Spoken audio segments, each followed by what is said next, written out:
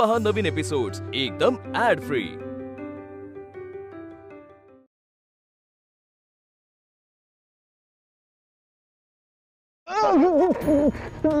साहेब चूक झाली साहेब, माफ करा साहेब।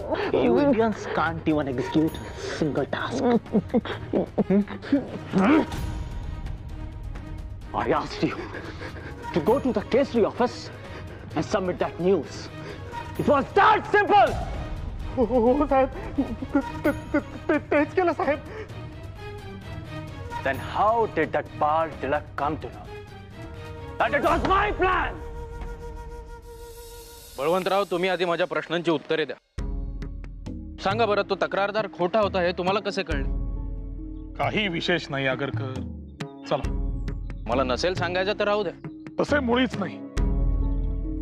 हे पहा, सुरुवातीपासूनच हे प्रकरण मला असे जुळवून आणलेले वाटत होते। कसलीशी शंका मनात होतीच। तो अगदी तक्रार घेऊन आला तेव्हापासून ज्या पद्धतीने तो सगळं सांगत होता त्यावरूनच मला काहीतरी खटकत होते। जी तक्रार तो घेऊन आला होता ती साधी सुधी नव्हती। म्हणाला दागिने चोरीला गेले, पण बोटात अंगठी होतीच। हो, मी आता तुम्हाला खडानखडा माहिती सांगतो। तो दिवस पौर्णिमा होती आणि जी तक्रार तो करत होता ती देखील साधी सुधी नव्हे। डॅनियल विरोधात, इंग्रजांविरोधात तक्रार होती, तरी त्याच्या चेहऱ्यावर जराही दडपण नाही, दुःख नाही, अगदी निश्चिंत होता की। हो, असं काय करताय बळवंतराव? आपल्या समोरच रडला की तो। नाटक? काल रात्री नाटक पाहायला गेलो होतो।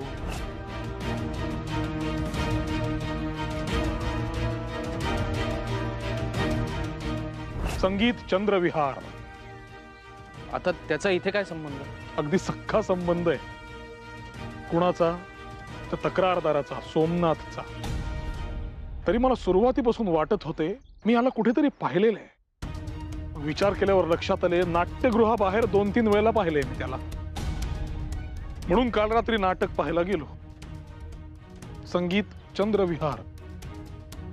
तर रंगमंचावर ही एवढी नटांची फळी, त्या दुय्यम नटांच्या फळीमध्ये एक ओळखीचा चेहरा दिसला। कोण असेल?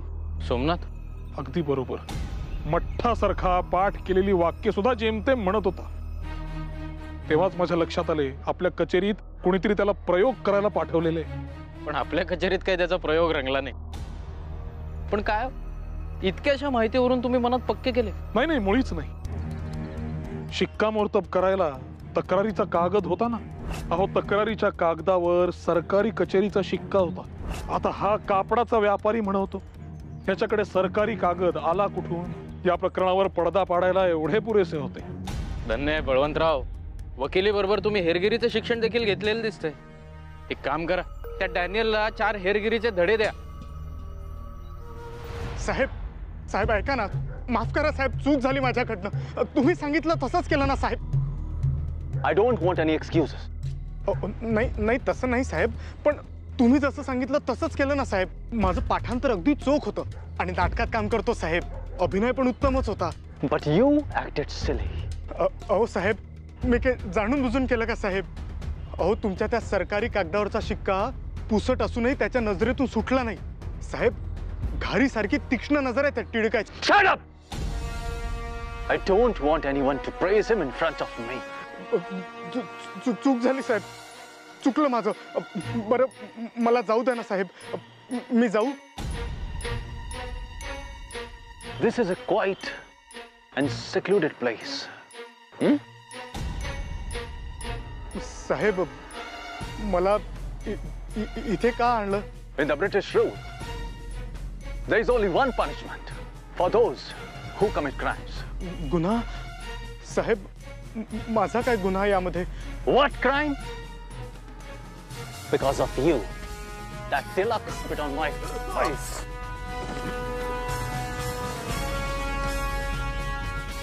साहेब, साहेब माफ करा साहेब।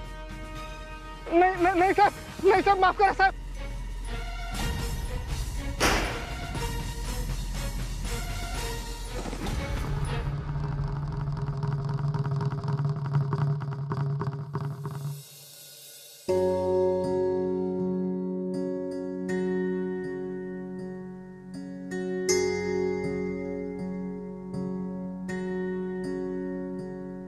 बळवंतराव, सुरू करा.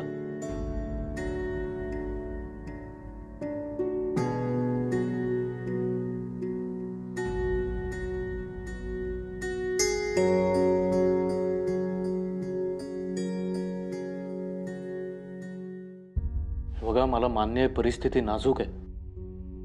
तुम्ही एक काम करा, हवं तर काही दिवस घरीच थांबा वहिनींसोबत. कचेरीतली कामं आपण कचेरीतली कामे थांबवून चालायचे नाही. नाही म्हणजे बिचाऱ्या भामाताई त्या सतत सांगायच्या, त्रास होतोय, पोटात दुखतंय. आपल्यालाच नाही समजलं.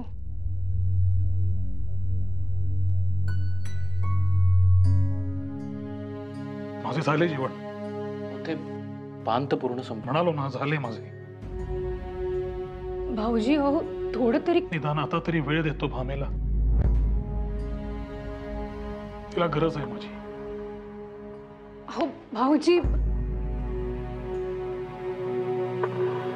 तू पण ना, काय गरज होती आता हा विषय काढायची? अहो पण मी मुद्दामूनच काढला आत्ता विषय. तुम्ही दोघं घरी असता काय सगळं बोलायला? तिकडे भामाताई हे सगळं दुःख घेऊन जगतायत. त्यांना आत्ता भाऊजींच्या सोबतीची सर्वाधिक गरज आहे. काळ हेच औषध आहे या सगळ्यावर. पुरुष वरून कितीही कणखर असल्याचं दाखवत असला तरी जेव्हा त्याच्या पत्नीला त्रास होतो तेव्हा त्याचा धीर पूर्णपणे ढासळतो.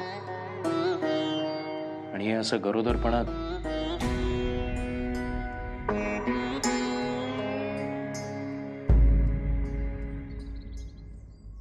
गोपाळराव, हा संदर्भ तुम्हाला पुढच्या लेखामध्ये नक्की वापरता येईल.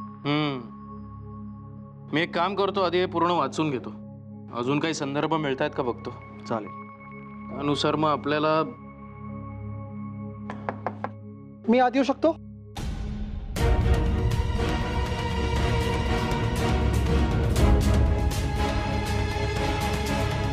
हे कोण आता? कुठलं नवं संकट नसलं म्हणजे मिळवलं. ते या ना. नमस्कार. नमस्कार, मी गोपाळ आगरकर, केसरीचा संपादक. मी बडोदे संस्थानातून आलो आहे. या या.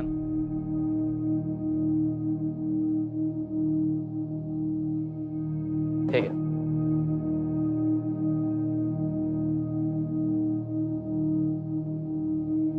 बोला. मला आपल्याला आणि बळवंतराव टिळकांना भेटायचे होते.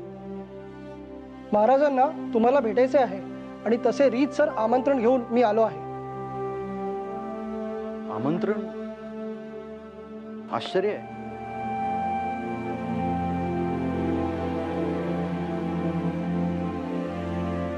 बळवंतराव, शास्त्री बुवा.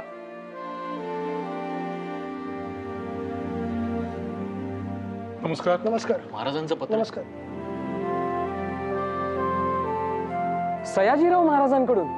होय, महाराज पुना जिमखाना इथे येणार आहेत आणि त्यांनी केसरीकरांची भेट घ्यायची इच्छा व्यक्त केली आहे.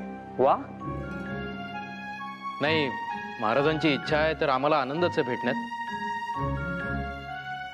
आणि त्यांची भेट घेण्याचे भाग्य आम्हाला लाभतंय ही मोठी गोष्ट आहे. आम्ही नक्की येऊ. आता मी तुमची रजा घेतो. मला पुढची कामं आहेत. धन्यवाद. धन्यवाद. धन्यवाद.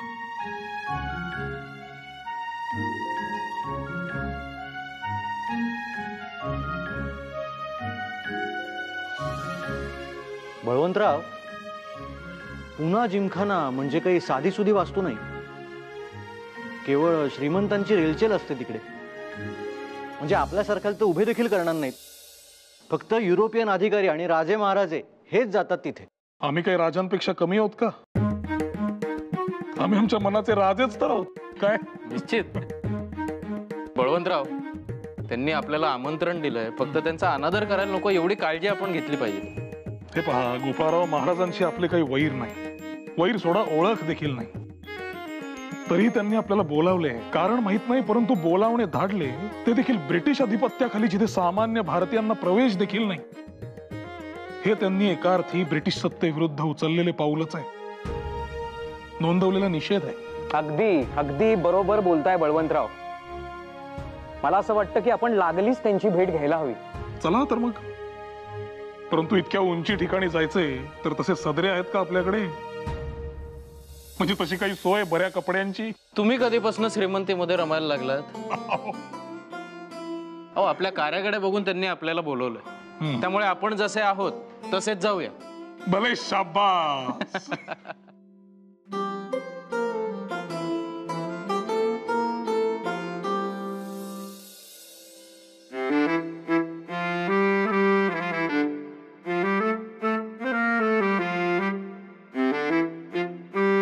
येतो का मी? कुठे येत आहे? कुठे म्हणजे? मी म्हणालो तो सयाजीराव महाराजांना भेटायला जायचंय. हे असे म्हणजे? छे बाई, इथे एक गोष्ट मला वेळच्या वेळी सापडत नाहीये. तू इतकी अस्वस्थ होऊन काय शोधतेस? अहो, इतक्या मोठ्या महाराजांना भेटायला ना जाताय, अंगावर एखादा दागिना नको का? म्हणजे निदान गळी एखादी मोतीमाळ किंवा हातात एखादी पोची घातली असती. पण ती तर आपण काशीनाथ भाऊजींना देऊन टाकली ना. किमान तुमची भिगबाळी. भामे, हे सगळं हवंय कशाला? म्हणजे काय? मी काय नवरदेव आहे? नवरदेव म्हणे. आपलं लग्न आठवतंय का? वरदक्षिणा म्हणून दागिने नको असं म्हणालं होतं कुणीतरी. केवळ पुस्तकं हवीत असं सांगितलं होतं.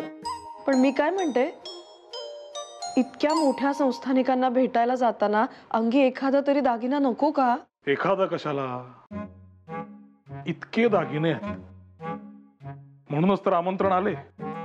झालं का पुन्हा कोड्यात बोलणं सुरू तुमचं? भामे, हे दागिने म्हणजे आपली शाळा, केसरी, मराठा, त्यात आपण घेत असलेली भूमिका, आपलं राष्ट्राप्रती असलेलं प्रेम, आपले विचार, या गोष्टी काही दागिन्यांपेक्षा कमी आहेत का? तुमचं बोलणं चेष्टेत असतं की खरं तेच कळत नाही बाई. मला इतकंच कळतं, एवढ्या थोरा मोठ्यांना भेटायला जाताना हे असं जायचं म्हणजे. असं म्हणजे हे असं सामान्य गरीब. आता आपलं कार्य हेच आपलं वैभव आहे आणि ते दुर्दैवाने मिरवता येत नाही. त्याला काय करायचंय भामाबाई? असो, आता हे डबे आवरून ठेवा, मी भेटायला जातो महाराजांना.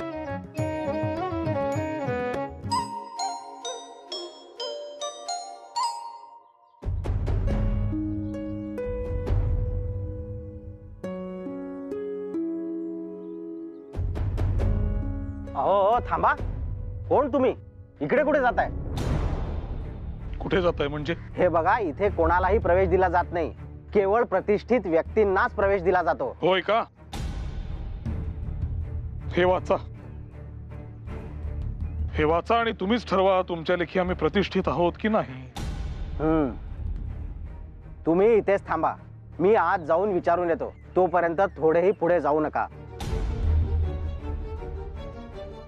आमंत्रण देऊन देखील अपमानच. आपण निघूया बळवंतराव. आगरकर साधा दरवान आहे तो, त्यास काय ठाऊक. त्याला दिलेली कामगिरी त्यांनी बजावली. अहो, पण आपल्याला स्वाभिमान आहे की नाही? चला. आगरकर, अहो थांबा.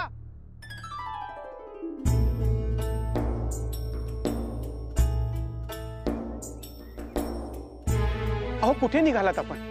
नमस्कार, मी बडोदे संस्थानाचा चिटणीस. आपण आला आहात याची मला कल्पना नव्हती. हो, नमस्कार. आम्ही अगदी वेळेच्या आधीच आलो होतो. मला कल्पना आहे आपण दिलेली वेळ पाळणारच. खरं तर मी तुमच्या स्वागताला यायला पाहिजे. नाही, काळजी नसावी. अगदी शास्त्रोक्त पद्धतीने स्वागत झालंय आमचं. मला थोडा विलंब झाला, त्याबद्दल क्षमा करा. या.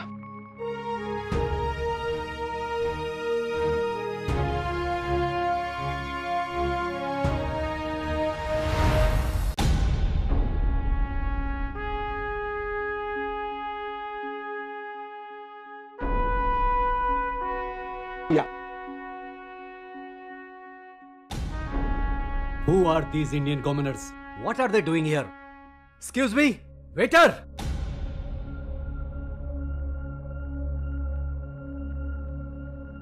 तुम्ही बसा इकडे. मी महाराजांना तुम्ही आल्याचा निरोप घेऊन येतो. बसा. होय.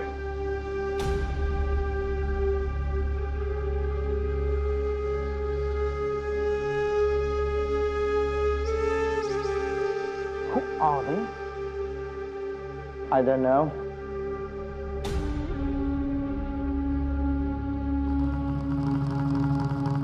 हे पाणी तुमच्यासाठी आहे. हे पाणी पिण्यास हरकत नाही. असं काय वेगळं आहे या पाण्यामध्ये? इथे प्रत्येक धर्मासाठी वेगळी खायची प्यायची व्यवस्था आहे. बर. आणि महाराजांचं काय? महाराज त्यांचा खानसमा स्वतः सोबत घेऊन आले. होय का? होय. बरं द्या.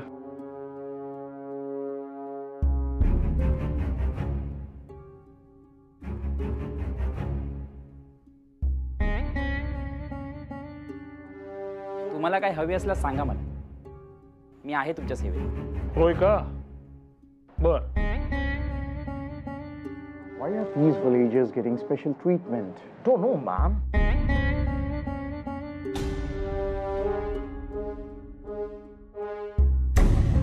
एक विचारू का? तुम्ही टिळक आणि आगरकर ना? ते केसरीवाले. मी वाचतो दर आठवड्याला. अभिमान वाटतो मला. शक्यच नाही. केसरी या नावात, या शब्दातच स्वाभिमान आहे, जो तुझा कधीच गतप्राण झालेला दिसतोय. केसरी वाचणाऱ्याच्या पाठीचा कणा आणि खांदे असे वाकलेले कधीच नसतात. निधडी छाती, उंच मान, भेदक नजर, बुलंद आवाज आणि ओतप्रोत भरलेला स्वाभिमान, ही केसरीची ओळख आहे. तुझ्यात यातले काहीच दिसत नाही.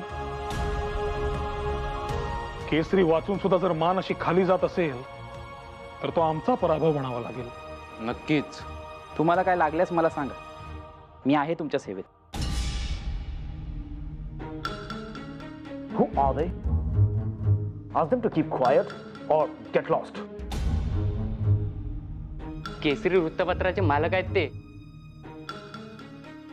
महाराजांनी स्वतः त्यांना भेटीसाठी बोलवलंय. Newspaper? What's so special about it? We have several newspapers already. You get lost.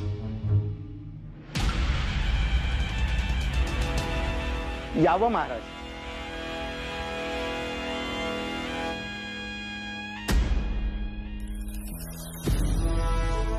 हे बडोद्याचे महाराज, महाराज सयाजीराव गायकवाड. नमस्कार. नमस्कार महाराज. आणि हे बळवंतराव टिळक आणि गोपाळ गणेश आगरकर. स्वागत आहे केसरीकार. बसा. तो मान आपला. आपण प्रथम आसनच ठेवा. आणि हो, आपला उचित गौरव झाल्याबद्दल आपणास शुभेच्छा. अहो, हा जो मान मिळू शकला आहे यात तुमचाच मोठा हात नाही का? बसा.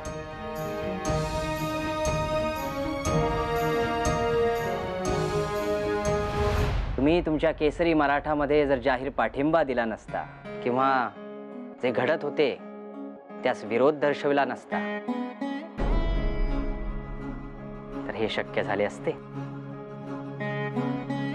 महाराज, आम्ही केवळ आमचे कर्तव्य केले आणि या गलिच्छ राजकारणाच्या मागे इंग्रज होते हे आता सिद्ध झालं. आमचं शत्रुत्व त्यांच्याशी. अर्थात. आणि तुमच्या याच परखड भूमिकेचा लाभ झाला जनमत निर्माण होण्यास.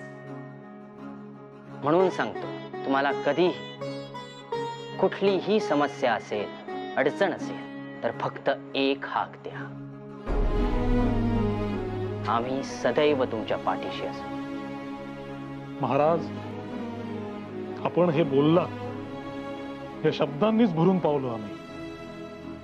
तुम्ही जे राष्ट्रीय शिक्षण देत आहात त्यासही चांगला पाठिंबा लाभलाय. उत्तम गोष्ट आहे. शिवाय पुण्यातील जे स्थापत्यशास्त्राचे कॉलेज आहे त्याचेही देशाच्या उभारणीमध्ये मोलाचे योगदान असेल. पण प्रश्न त्याच्या पलीकडचे देखील आहेत. आहेतच महाराज. आणि त्यांच्याकडेच आपल्याला लक्ष वेधायचंय. सामाजिक विषमता, निरक्षरता, भेदभाव आणि इतर सामाजिक प्रश्न देखील आहेत. ते कसे सोडवायचे हाच विचार आहे. आणि महाराज, जोवर राजकीय हस्तक्षेप थांबत नाही तोवर हे प्रश्न काही सुटायचे नाहीत.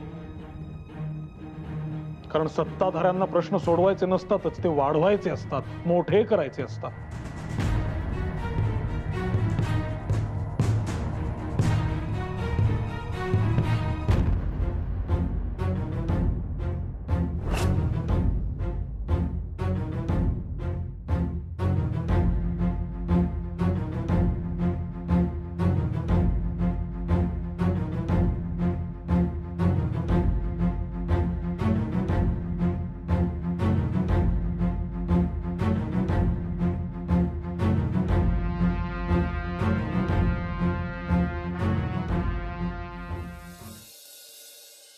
ताई, काय हो?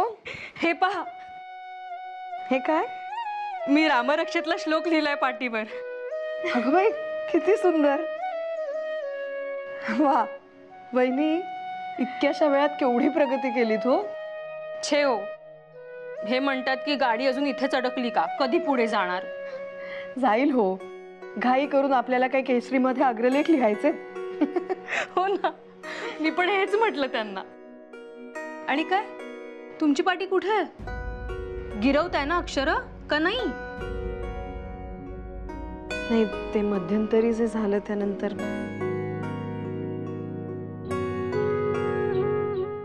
जाऊ दे, आपण उद्यापासून जोमाने सुरुवात करायची. हा, मी येते दुपारी.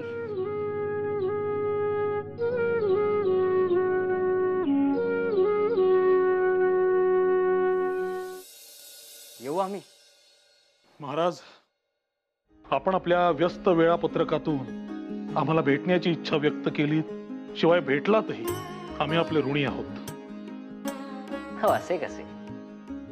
आजचा हा दिवस तुमच्यामुळेच तर बघू शकतो आम्ही. आणि आता भेटी होतच राहतील. कार्य सत्कारणी लावले जाईल. बरे.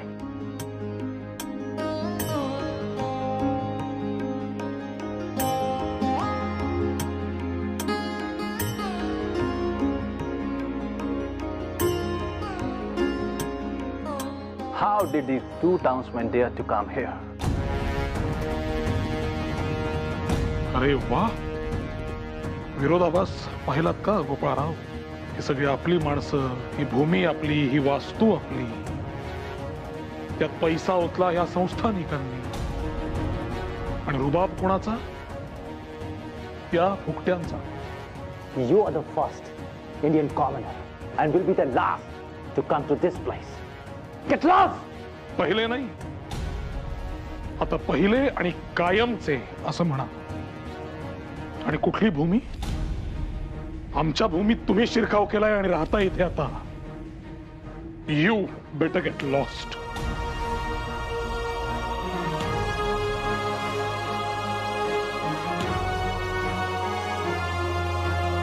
चला.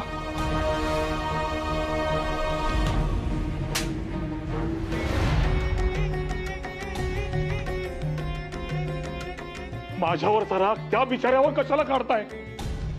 कुठल्याही दुर्बलावर हात उचलणं यात पुरुषार्थ नसतो.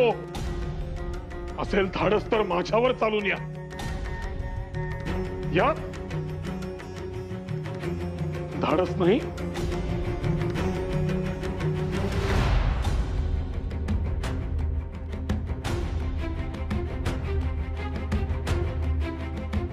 You! Just get lost from here! आवाज आम्हाला देखील वाढवता येतो मिस्टर डॅनियल, परंतु तो वाढवण्यापेक्षा तो पोहोचवणं जास्त महत्वाचं वाटतं आम्हाला.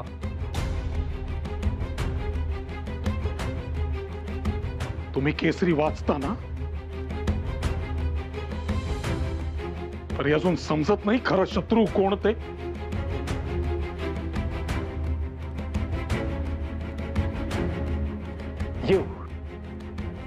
You spoiled my shoes.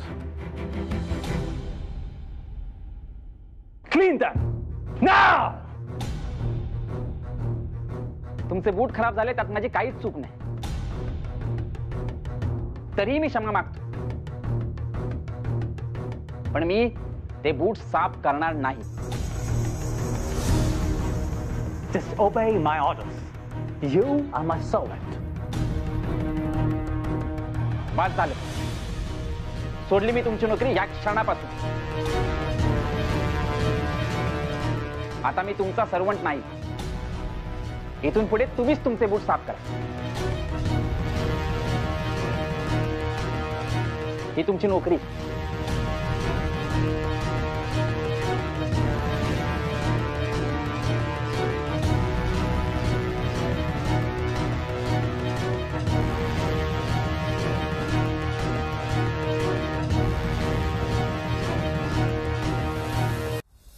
बुवा, नोकरी सोडलीत खरी, तुमच्या मानीपणाचा अभिमान देखील वाटतो, परंतु आता पोटा पाण्याचे काय? मला माझी चिंता नाही बघा. एक वेळ उपाशी राहील, पण मान सोडणार नाही. अहो लय अपमान घेऊन आता कुठं सापडलाय हो. नाही, तुमचा निर्णय चांगलाच आहे, परंतु कुटुंबाचे काय, मुलाबाळांचे काय? अहो त्यांच्यासाठी शेतात राहते. शेतात राबल्यावर बी 2 वेळचं अन्न मिळतच की हो. पण आता या परक्यांची चाकरी नाही करणार. तुमच्या केसरीनंच शिकवलंय बघा. चूक आपल्या केसरीने शिकवलंय. वय आपला केसरी. Mr. Daniel, why did you provoke them? Then what I was supposed to do, huh? These journalists have their own newspaper, and you see their influence? They snatched a man from us. I cannot tolerate this. Mr. Daniel, we know how powerful journalism is. You must know how dangerous it could be. I don't care. It's their newspapers. They are proud of. Very soon, I will shut down the door of Maratha and Kesari. Just wait and watch.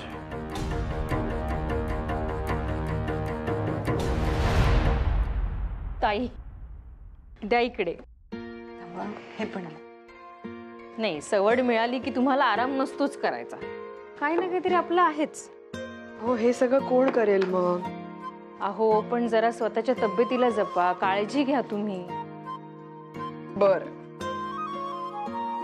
भामे, भामे. जानकी काकू आल्या की काय? या.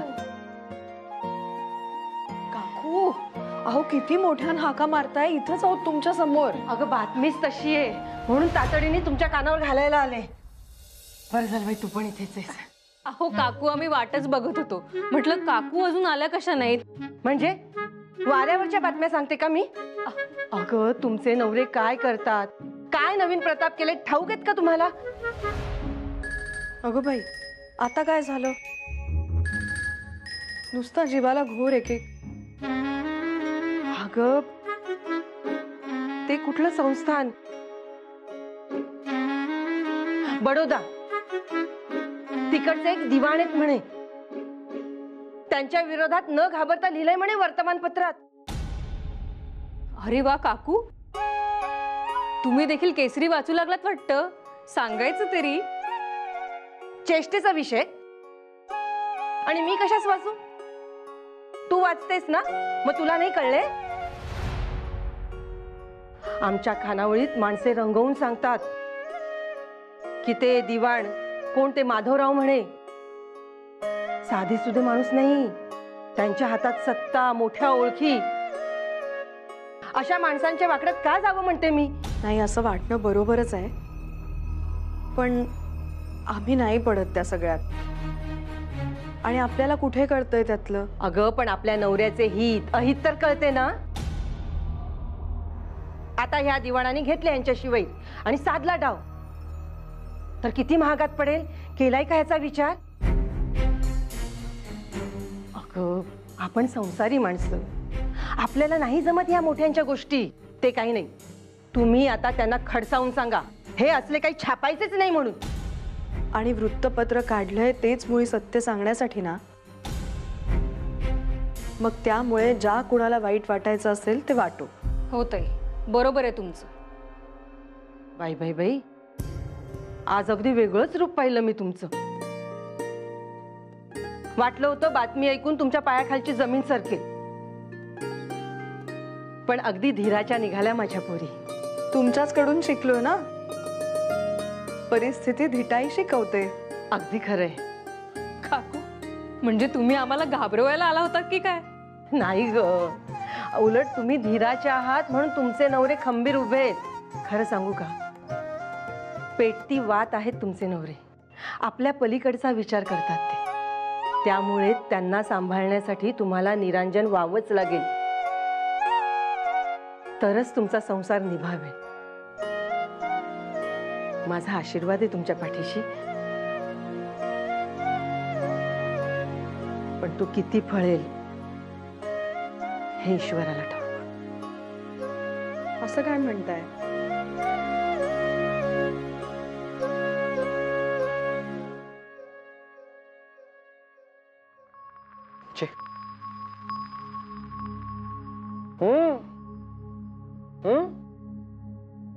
शास्त्री भाऊ, तुम्ही आधी पाणी गिळून मग बोलत जाऊ.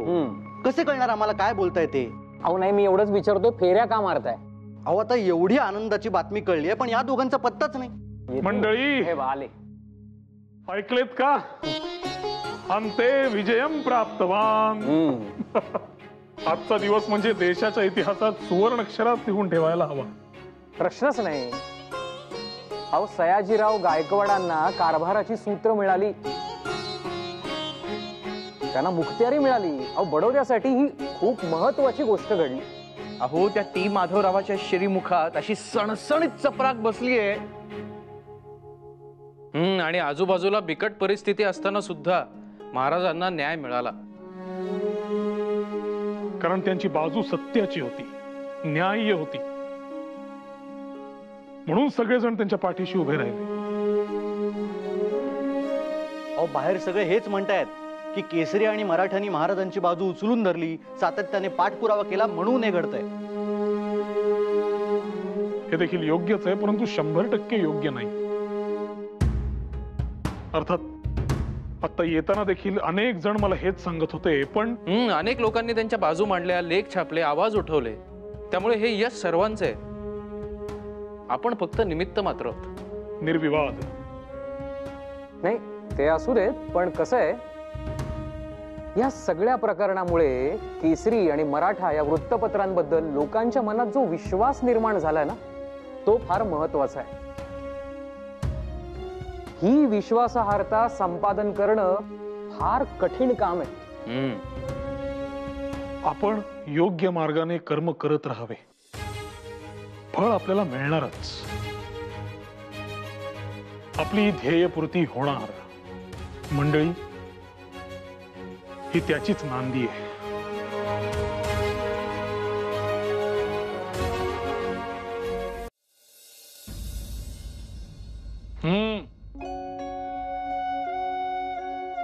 नाही काही नाही. बोल. ते म्हणजे बोल. काल जानकी काकू आल्या होत्या. तुम्ही कुणाच्या तरी विरोधात लेख लिहिलायत म्हणे. त्यांच्या खानावळीत लोक सांगत होते फार धाडसाचं काम करता आहात म्हणे. महत्वाचे काय, आपली भूमिका लोकांना योग्य वाटतेय. अहो पण त्या असं म्हणाल्या की हे काही साधं सुधं प्रकरण नाही म्हणून.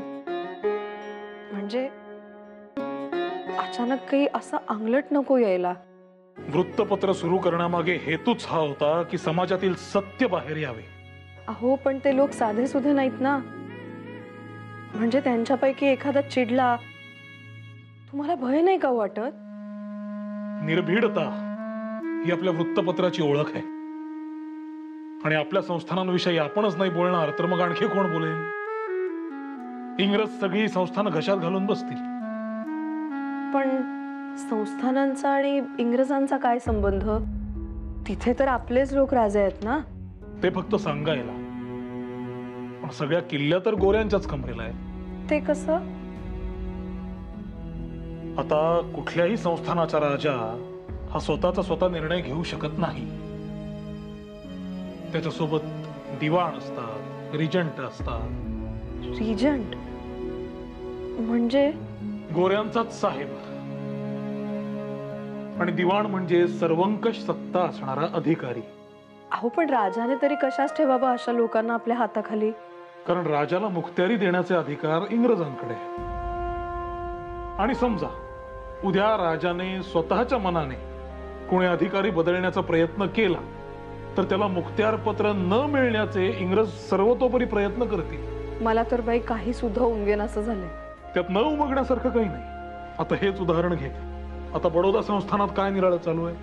दिवाण टी माधवराव येन केन प्रकारेण प्रयत्न करत आहे की सयाजीराव गायकवाडांसारखा तरुण आणि सुशिक्षित राजकुमार यांना मुखत्यारी मिळायला विलंब कसा करता येईल. पण त्यानं काय होईल?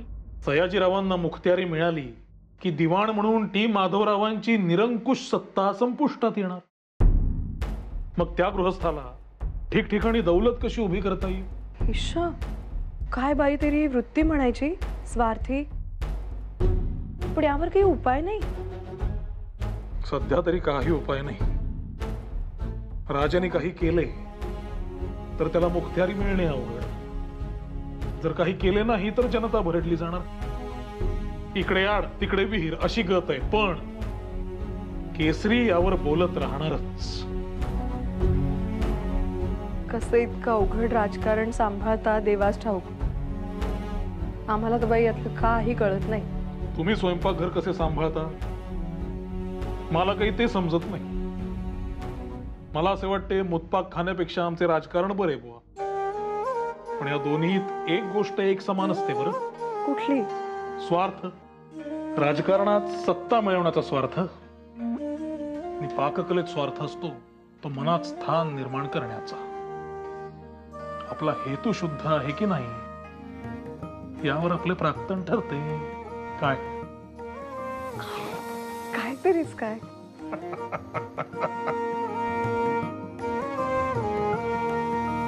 भामे, ए भामे, भामा. अरे सासूबाई या बसा. आले बाई. अहो घामाने किती निथळतंय अंग. बाहेर ऊन आहे की वणवा तेच समजत नाहीये. दे बाई पाणी दे.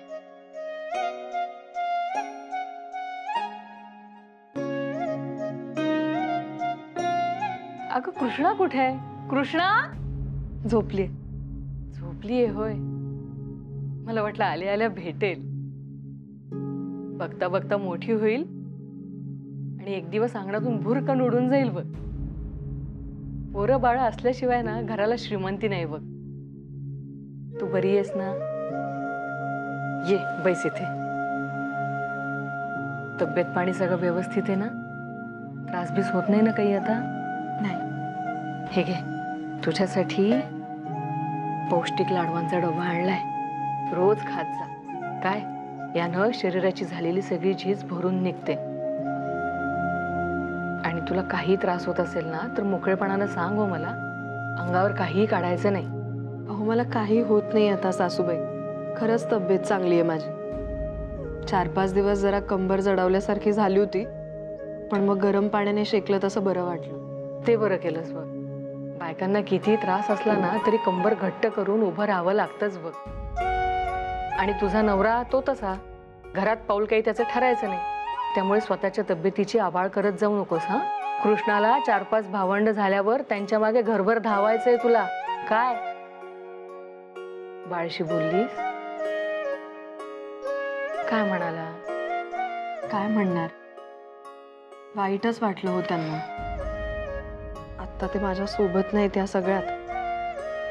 आणि त्यात हे सगळं असं झालेलं वाईट वाटायचं. पण आता झाल्या गोष्टी उघडण्यात काय अर्थ आहे. शिवाय सध्या ते इतके व्यापात असतात. ते बडोदा संस्थानचं काहीचं प्रकरण चालू आहे ना सासूबाई. ते बडोद्याचे महाराज आहेत ना सयाजीराव, त्यांना मुखत्यार पत्र मिळालं म्हणे. जळले मेले ते संस्थानिक. त्यांची संस्थानं त्यांची त्यांना लखला. आपल्याला एक कपरदिकही देणार आहेत का ते? बाळ की नाही नुसत्या लष्कराच्या भाकऱ्याच भासतो बघ. अहो पण सासूबाई. पण नाही बेंड नाही. आता मात्र तुम्हा दोघांचा जोडा अगदी शोभतो. हा आली लगेच नवऱ्याची बाजू घ्यायला. आता मिटलंय ना ते सगळं प्रकरण. झालंय ना मनासारखं. मग निदान आता तरी त्याला फुरसत मिळणार आहे का घराकडे लक्ष द्यायला? हा आमचा जीव तुमच्यासाठी तुटतो ग. तुम्हा दोघांचा संसार नीट व्हावा म्हणून बोलतीये मी. आता त्याला तर सांगण्यात काही अर्थ नाही. निदान तू तरी शाणी हो. आणि हो भामे, ते शिकण्याचं आणि वाचण्याचं खूळ डोक्यातनं काढून टाक बरं. एकदा झालं ना तेवढं पुरे.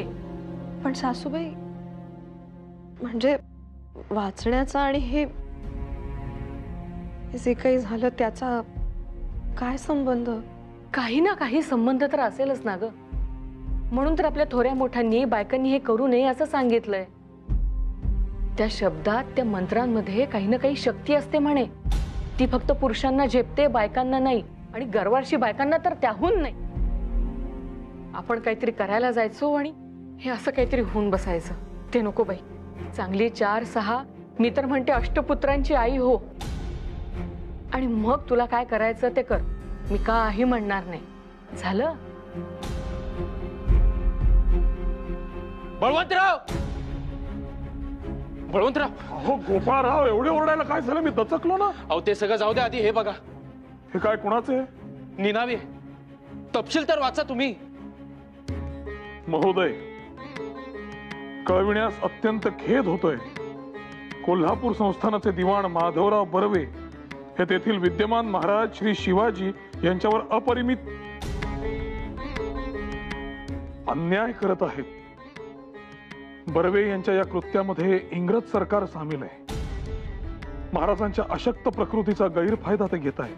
बर्वे यांनी इंग्रजांच्या मदतीने महाराजांना मनोरुग्ण जाहीर केलंय. इतकेच नाही तर त्यांच्यावर उपचार करायचे सर्व हक्क स्वतःकडेच ठेवले. महाराजांची भेट घ्यायची परवानगी केवळ बर्वे यांच्या मर्जीतील मंडळींना आहे. बर्वे यांनी स्वतःचे खिसे भरून स्वतःसाठी भव्य इमारती बांधून घेतल्या आहेत व त्याचा भार संस्थानावर पडलाय. इतर गुन्ह्यांकडे कानाडोळा केला तरी आपली अस्मिता असलेल्या महाराजांवर अन्याय व्हावा आणि आपण ते पाहत राहावे, या इतके दुर्दैवी दुसरे काही नाही. आगरकर, आपल्या कोल्हापूरच्या महाराजांबाबत हे असं घडतंय आणि आपण अनभिज्ञ आहोत. मला देखील याचेच आश्चर्य वाटतंय बळवंतराव. इतके थेट आणि गंभीर आरोप केलेत आणि पत्रही निनावी आहे. तो साहजिकच.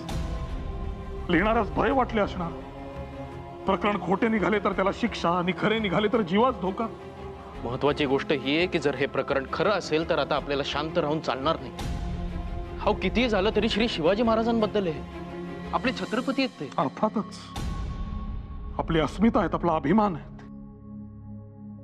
त्यांच्याबाबत हे असं कृत्य कोणी करूच कसं शकतं? बळवंतराव, या प्रकरणाच्या मुळाशी आपल्याला जावंच लागणार आहे. केसरी आणि मराठा आता शांत राहून चालणार नाही. आता या आगीचा दाहच ठरवेल त्याचे लोण कुठवर पसरणार ते. आता याची पूर्ण शहानिशा केल्याशिवाय शांत बसायचे नाही.